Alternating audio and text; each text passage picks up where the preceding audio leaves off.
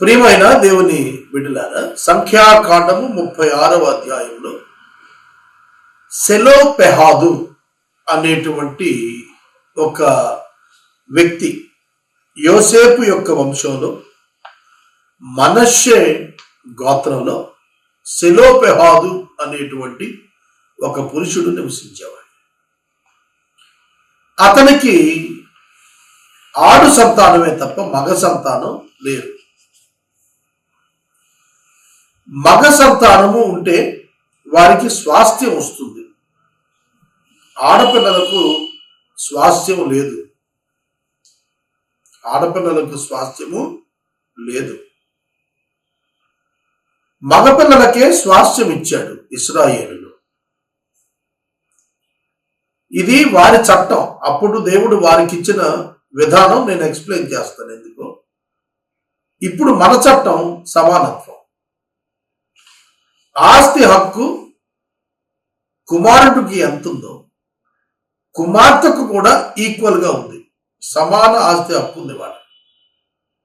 ఇది కాదంటానికి ఎవరికి లేదు. కానీ ఇది సమాజంలో ఇప్పుడు జరగటం. దాన్ని పట్టించుకోవాలని అడిగే దిక్కు లేదు. అది తర్వాత విషయం. నేను వాక్యం మాట్లాడుకో. ఇశ్రాయేలు జనాంగం కనాను దేశంలోనికి యెహోషువ నాయకత్వంలో అడుగుపెట్టారు. 6 లక్షల కాల్బలం 12 గోత్రాల ప్రజలు, లేవీయులను వినాయించగా 12 గోత్రాల ప్రజలు. All are equal in the sight of God. దేవుని దృష్టిలో 12 గోత్రాలు సమానమే. ఒక్కొక్క గోత్రానికి ఒక్కొక్క భూభాగం, దాని యందు గ్రామాలు స్వాధీనం చేసి మీ కుటుంబాల్లో వంతుల వారీగా, వంశాల వారీగా, కుటుంబాల వారీగా స్థలాలు పంచుకోండి.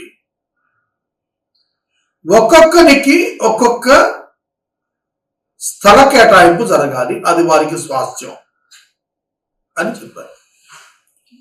ఇప్పటికీ గిరిజన ప్రాంతాల్లో మనం ఇప్పుడున్న కాన్స్టిట్యూషన్ ప్రకారంగా కూడా గిరిజన భూములు గిరిజనులే కొనుక్కోవాలి చట్టం ఉంది. ఆ చట్టం లేకపోతే గిరిజనుల పొలాలు కూడా, స్థలాలు కూడా ఈ పాటికి ధనవంతులు కొనేసి వాళ్ళను మరింత దారిద్ర్యం పెట్టేవాడిని.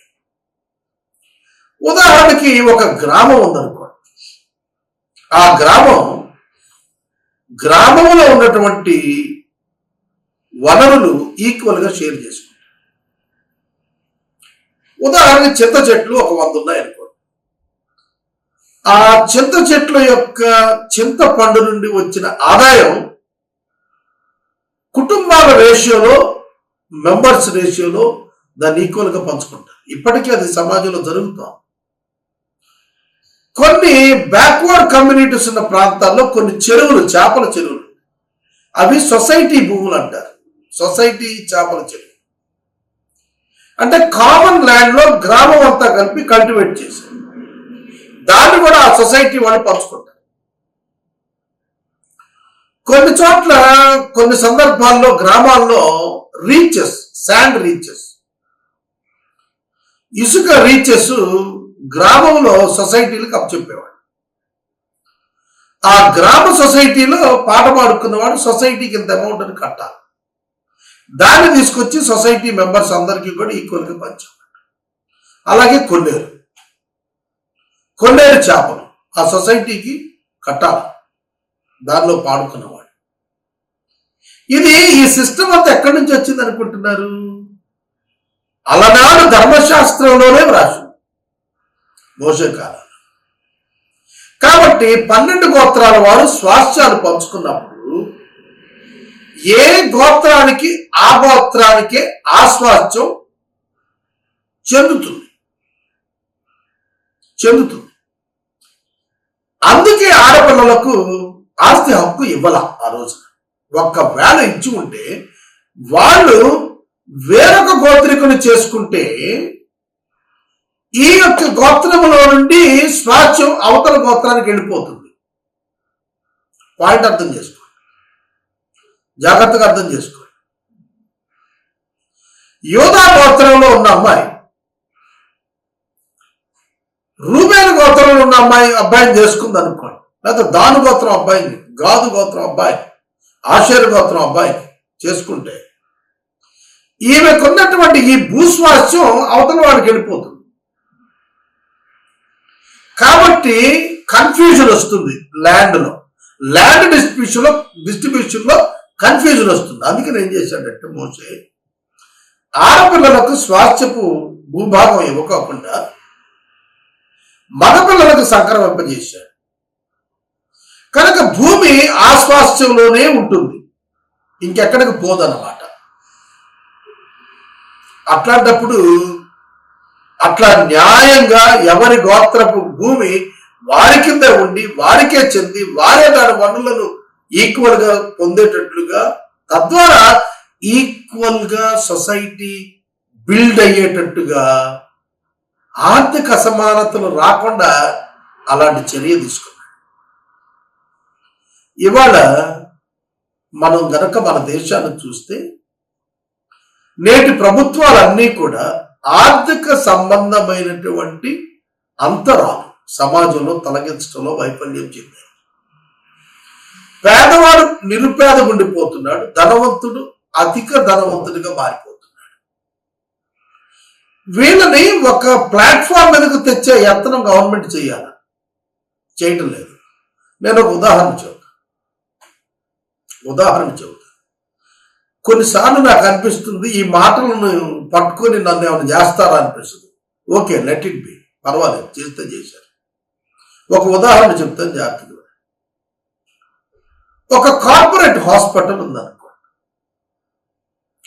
దాన్ని స్థాపించడానికి వైద్యుడు అక్కర్లేదు.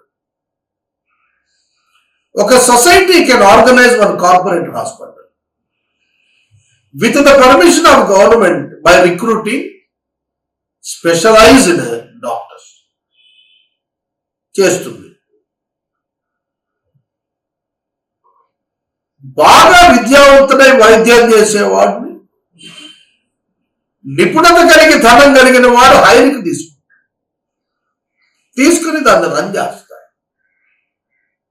వైద్యులకు వచ్చేది తక్కువ, ఆర్గనైజర్కి వచ్చేది ఎక్కువ అయిపోతుంది.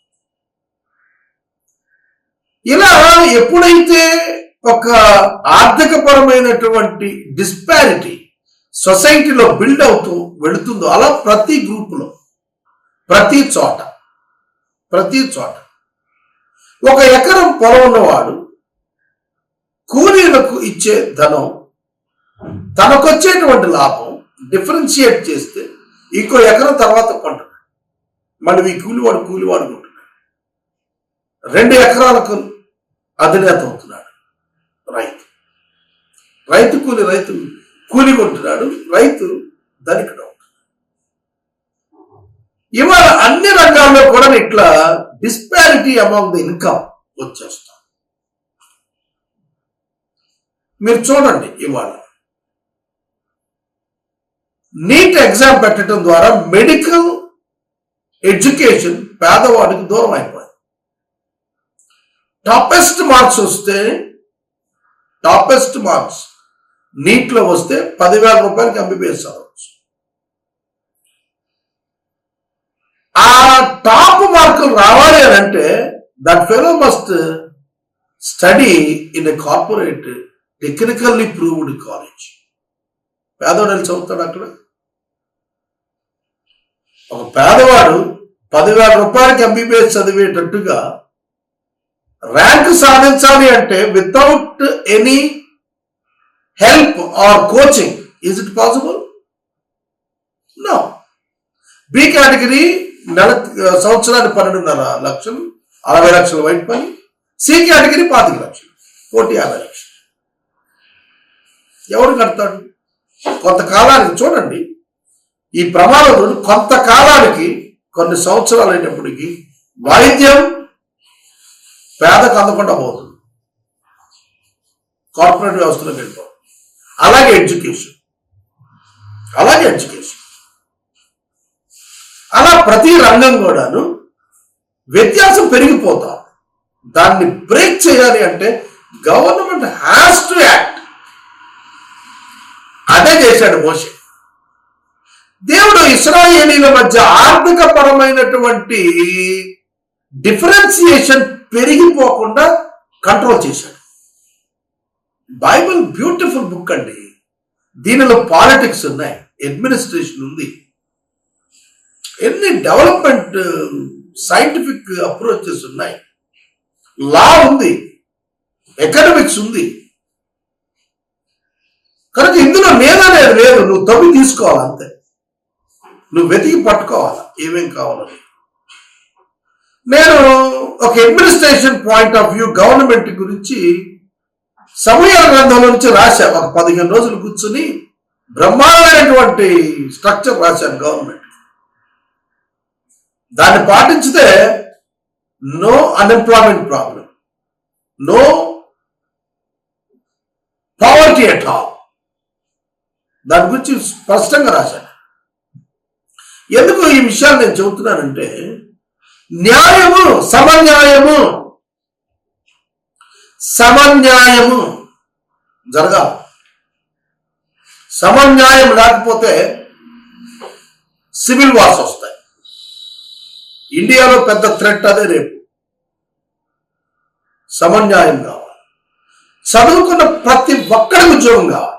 లేకపోతే చదువుకొని ఎందుకు, ఏం చేయాలో చదువుకొని. పోస్ట్ గ్రాడ్యుయేషన్ చదివిన తర్వాత 10th క్లాస్ పాస్ అయితే అప్లై చేసే ఉద్యోగానికి అప్లై చేసుకునే దౌర్భాగ్యం ఉంటే, పోస్ట్ గ్రాడ్యుయేషన్ చదివినాడు ఏం చేయాలి, ఎక్కడ పోవాలి? పోస్ట్ గ్రాడ్యుయేషన్ చదివినాక ఇంకా 10th పాస్ అయిన వాడికి ఇచ్చే ఆటో డ్రైవర్ ఫెసిలిటీ అతను దొరికితే అతను చదువు వల్ల ప్రయోజనం ఏంటి? Dissatisfaction among educated people. ప్రియమైన దేవుని బిడ్డలారా, దేవుని యొక్క వాక్యం సమన్యాయాన్ని గురించి మాట్లాడు, స్వేచ్ఛను గురించి మాట్లాడు, సౌభ్రాతృత్వాన్ని గురించి మాట్లాడు, ఆర్థిక పరమైనటువంటి సమానత్వం గురించి మాట్లాడు, జెండర్ ఈక్వాలిటీ గురించి మాట్లాడతాం. మనకి మహిళా బిల్లు రావాలి అని చెప్పి మనం అందరం కూడా గోలగాలు చేస్తున్నాం. వచ్చిందా? 33%, 33.5%, 1/3 అట్లీస్ట్ శాసనం చేయాలని చెప్పారు. 50% ఉమెన్ కి రిజర్వేషన్ ఇవ్వాలి. అన్నింట 50% మహిళలకి ఈక్వల్ రైట్ కల్పించాలి.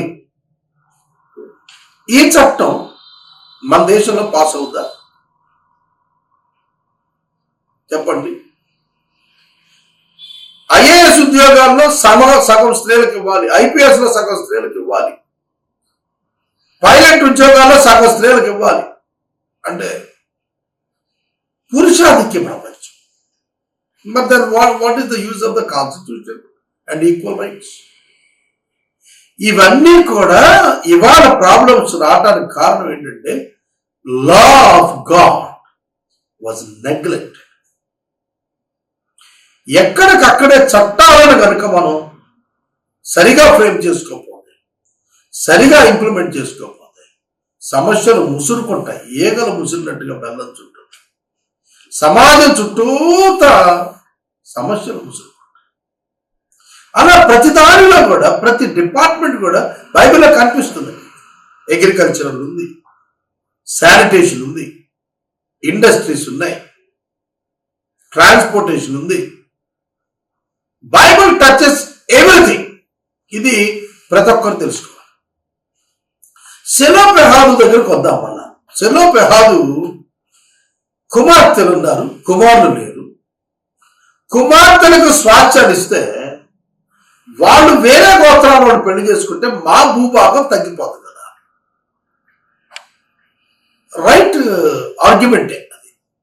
అందుకనే యోసేపు యొక్క కుమారులో, మనుష్య యొక్క వంశంలో, మాకీరు యొక్క పుత్రుల్లో వాళ్ళు వచ్చి మోషే దగ్గరికి వచ్చి, దేవుడు మీకు ఇలా చెప్పాడు అని చెప్పి మీరు మాకు చెప్పారు, మరి మా భూభాగం తగ్గిపోతుంది కదా, ఏం చేయమంటారు? ఎట్లా చెప్పాడు దేవుడు? ఈక్వాలిటీ కదా మీరు చెప్పింది. మా గోత్రానికి చెందిన భూమి సెలోపెహాదు కుమార్తెలకు ఈక్వల్ రైట్ ఇవ్వటం ద్వారా వేరే గోత్రాలకు తరలి వెళ్ళిపోతుంది కదా. సెలోపెహాదులకు కుమార్తెలు ఉన్నారు కదా. ఈ కుమార్తెలు Mahlah, Tirzah, Hoglah, Milcah, Noa, వీళ్ళ ఐదుగురు కూడా 5 భూభాగాలు తీసుకుని కనుక వెళితే వాళ్ళు ఇతర గోత్రాలు చేసుకుంటే ఎక్కడ సమన్యాయం నిలుస్తుంది? రేపు మా స్వాస్థ్యాలు తగ్గిపోయి అవతల వాళ్ళ స్వాస్థ్యాలు పెరిగిపోతాయి కదా. ఇలా కుమారులు లేనటువంటి వాళ్ళందరూ వారి వారి గోత్రాల్లో కుమార్తెలకు ఆస్తి హక్కు ఇవ్వటానికి మొదలుపెట్టి వాళ్ళు వేరే గోత్రాలను పెళ్లి చేసుకోవడం ప్రారంభిస్తే చాలా కాలం గడిచేటప్పటికి ఆర్థిక అసమానతలు, సామాజిక అసమానతలు, మెజారిటీ మైనారిటీ డివిజన్స్ వచ్చేస్తాయి కదా. అది ప్రశ్న. ఇవాళ ఒక మాట నేను బయటికి వెళ్ళి మళ్ళీ లోపలికి వస్తాను. మనకి కాన్స్టిట్యూషన్ ప్రకారం రిజర్వేషన్స్ ఇచ్చారు. షెడ్యూల్ క్యాస్ట్, షెడ్యూల్ ట్రైబ్, అలాగే బీసీలో స్టేట్ వైడ్ లో బీసీ డివిజన్స్, సెంట్రల్ లో ఓబీసీ. వీళ్ళలో మనం చూస్తున్నప్పుడు 10 ఏళ్లకు 20 ఏళ్ళు, 20 ఏళ్ళు 30 ఏళ్ళు, 30 నుంచి 40, ఇప్పుడు 70 ఏళ్ళు అయింది. స్టిల్ వి వాంట్ రిజర్వేషన్స్ అని ఎస్సీస్, ఎస్టీస్, బీసీస్ అడుగుతున్నారు. ఇప్పుడు ఒక సమస్య వచ్చింది ఏంటంటే, ఓసీస్ లో ఎకనామికలీ బ్యాక్గ్రౌండ్ బాగోని వాళ్ళు అడుగుతున్నారు, మేము చదువుకున్నాం, మాకు మంచి ర్యాంకులు వస్తున్నాయి, మేము పేదవాళ్ళమే, మేము కూడా ఓసీస్ లో పూర్ పీపుల్, మాకు రిజర్వేషన్ లేదు, మేమెవరి దగ్గరికి పోవాలని అడుగుతున్నాం. కాలక్రమేణా కాలానుగుణంగా ఇచ్చినటువంటి ఆ యొక్క పర్ఫెక్ట్ పీరియడ్, స్టిపులేటెడ్ పీరియడ్ లో వాటిని ముగించి ఎకనామికల్లీ బ్యాక్వర్డ్ పీపుల్ నుంచి, ఎడ్యుకేటెడ్ లో నుంచి అవకాశాలు ఒక 50 ఏళ్ల క్రితమే కనుక రిజర్వేషన్స్ చేస్తుంటే ఈ పార్టీకి సమాజంలో అన్ని రకాలైనటువంటి అభివృద్ధులు కూడా ఇలాంటి సమస్యలు రాకుండా వచ్చేవి. కనుక నేను మనం చేస్తున్నాను, ఇట్లాంటి టఫ్ టైమ్స్ వస్తాయి అనేది దేవుని యొక్క ప్రజలు ముందుగానే గ్రహించారు. అందుకే నేను చెబుతున్నాను, ఈ ఆడపిల్లలకు స్వాస్థ్యం ఇచ్చేటప్పుడు ఒక కండిషన్ ఏదన్నా ఉందా? అప్పుడు మోషే వాళ్ళకి చెప్పాడు, ఎస్, ఏ గోత్రములోని ఆడపిల్లలు ఆ గోత్రములో ఇట్లాంటి పర్టికులర్గా ఇట్లాంటి స్వాస్థ్యం పొందుతున్న ఆడపిల్ల పర్టికులర్గా ఆ గోత్రములోని పురుషులనే పెళ్లి చేసుకోవాలి అని ఒక రూలింగ్ ఇచ్చాడు, ఒక రూల్ పాస్ చేశాడు. ఆ రూల్ పాస్ చేసిన దాన్ని అమెండ్ చేసుకున్నారు. ఆ అమెండ్మెంట్ ప్రకారంగా ఆ చట్టాన్ని ఇంప్లిమెంట్ చేసుకున్నప్పుడు సెలోపెహాదు కుమార్తెలు, మనష్షే గోత్రీకులు వారి యొక్క సహోదరుని యొక్క కుమారులను, తమ తండ్రి యొక్క సహోదరుని కుమారులను పెండిళ్ళు చేసుకున్నారు. అలా చేసుకోవటం వల్ల వారి స్వాస్థ్యం వారి తండ్రి గోత్ర వంశంలోనే ఉండిపోయింది. Then there was no problem at all. అదండి సంఖ్యాకాండం ముగింపులో మోషే భక్తులు కితాబిచ్చింది. యెరికో వద్ద యోర్దానుకు సమీపమైన మోయాబు మైదానములలో యెహోవా మోషే చేత ఇశ్రాయేలీయులకు ఆజ్ఞాపించిన విధులు, ఆజ్ఞలు ఇవే అని ముగించాడు సంఖ్యాకాండం. పైభాగాన ఈ యొక్క ఆస్తి పంపకాలను గురించి పెట్టాడు. ఇవాళ మనకు ఆస్తి పంపకాల మీద చాలా చట్టాలు ఉన్నాయి, చాలా చట్టాలు. ఒక వ్యక్తి వివాహం చేసుకుని బిడ్డలను కన్నవాడు మరి యొక్క స్త్రీతో సంబంధం పెట్టుకుని బిడ్డలను కన్నప్పుడు ఈ బిడ్డలు ఆ బిడ్డలు అతని ఆస్తిని అతని మరణానంతరం ఏ విధంగా పంచుకోవాలి? దీని మీద చట్టం ఉన్నది. ఇలా నేను ఎప్పుడు అనుకుంటుంటాను, Christian advocates should stand and should conduct one TV program for such kind of problems. నేను ఎప్పుడు కూడా ఎంకరేజ్ చేస్తుంటాను నా క్రైస్తవ అడ్వకేట్ మిత్రులు, why can't you speak on television about the లా?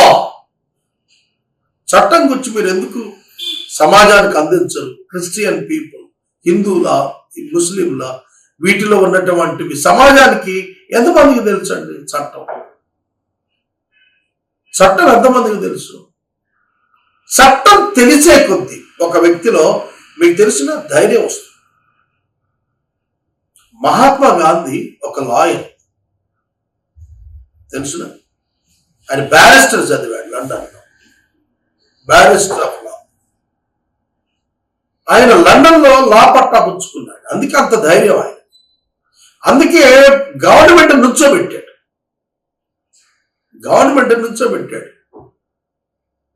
వాళ్ళ రైటింగ్స్ వేరండి, వాళ్ళ థాట్ లెవెల్ వేరు, వాళ్ళ సమాజాన్ని ప్రశ్నించేది వేరండి. That is the responsibility of a Christian advocate.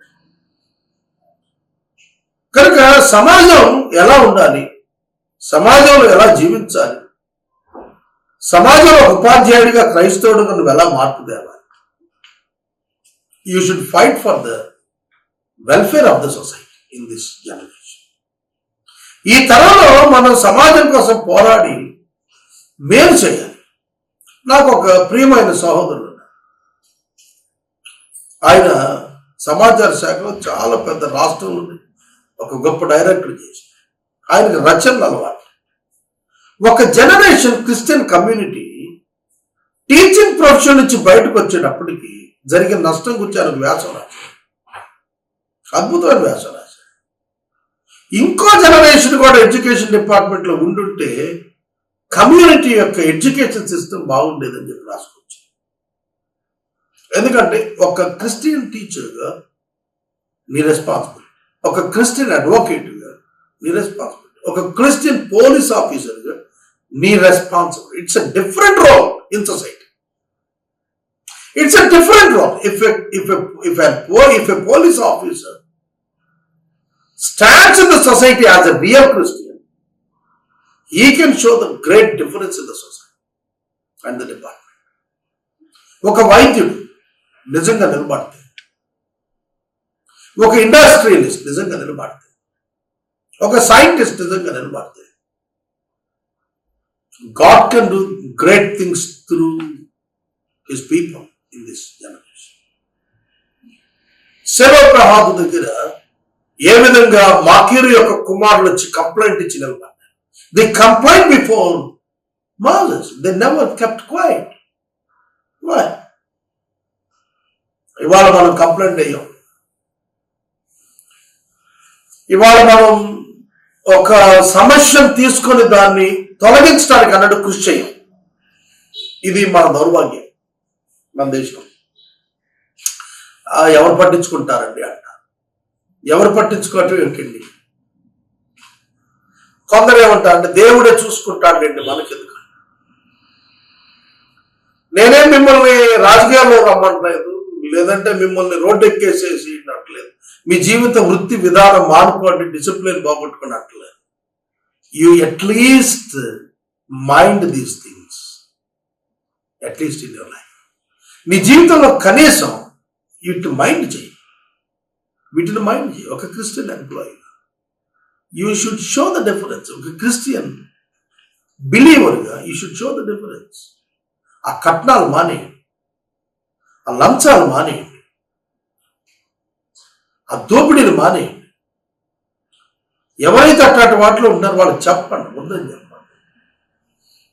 You should make our country proud. కనుక ఆ రోజున దేశం బాగుపడిందంటే, ఇజ్రాయెల్ దేశం శానిటేషన్ బాగుందంటే, లా అండ్ ఆర్డర్ బాగుంది అని అంటే, మీరు తీయండి, హిస్టరీ తీయండి, ఇజ్రాయెల్ కంట్రీలో రేప్స్ ఉన్నాయేమో చూడండి, ప్రార్థన చేస్తారు. God is the real judge and the people of God must love the justice.